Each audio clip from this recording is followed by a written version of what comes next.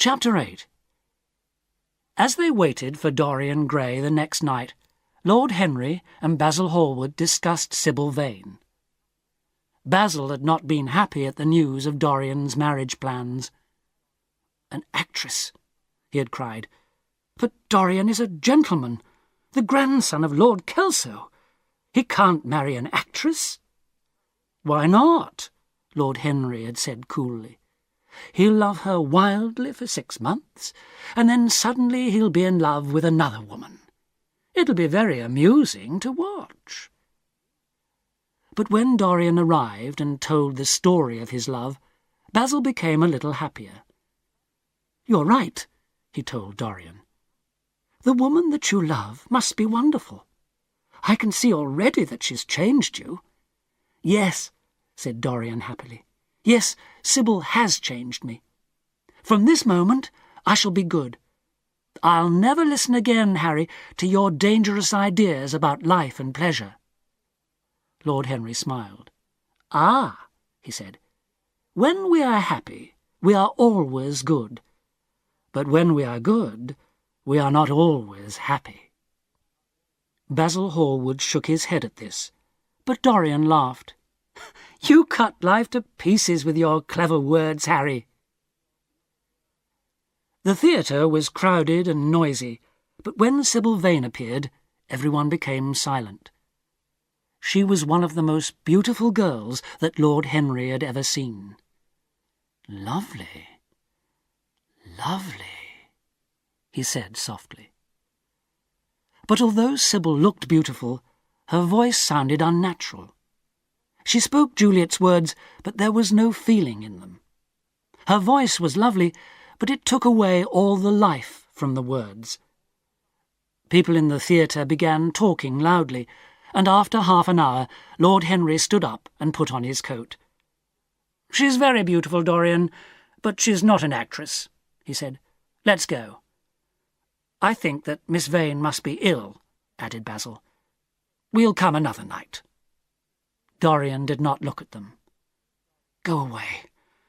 I want to be alone," he said miserably, and as his friends left, he covered his face with his hands.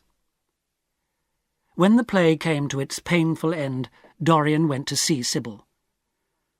"I wasn't a very good Juliet tonight," she said, and looked at him with love in her eyes. "You were terrible," said Dorian coldly. "My friends were bored. I was bored. I suppose you were ill." She did not seem to hear him. "Dorian," she cried, "before I knew you, the theatre was my only life. I thought that it was all true. I knew nothing but shadows, and I thought that they were real. But you've taught me the difference between art and life. How can I pretend to be Juliet, to feel Juliet's love, when I know now what true love is?" Dorian turned his face away from her. "But I loved you for your art, because you were a wonderful actress," he said. His voice was hard. "You have killed my love. Without your art, you are nothing. I never want to see you again." Sybil's face was white with fear. "You're not serious, are you, Dorian?" she asked. She touched his arm with her small, gentle hand. "Don't touch me!" he shouted angrily. He pushed her away, and she fell to the floor and lay there like a broken bird. "Dorian, please don't leave me," she cried. "I love you better than anything in the world. Don't leave me." Dorian Gray looked down at her with his beautiful eyes. There was no love or gentleness in his face. "I'm going," he said at last. "I don't wish to be unkind, but I don't want to see you again." Without another word, he left her. All night he walked through the streets of London. When morning came, he went home. When he entered his house, he saw the portrait of himself that Basil Hallward had painted. There was something different about it, he thought. The face had changed. There was something unkind and cruel about the mouth. It was very strange.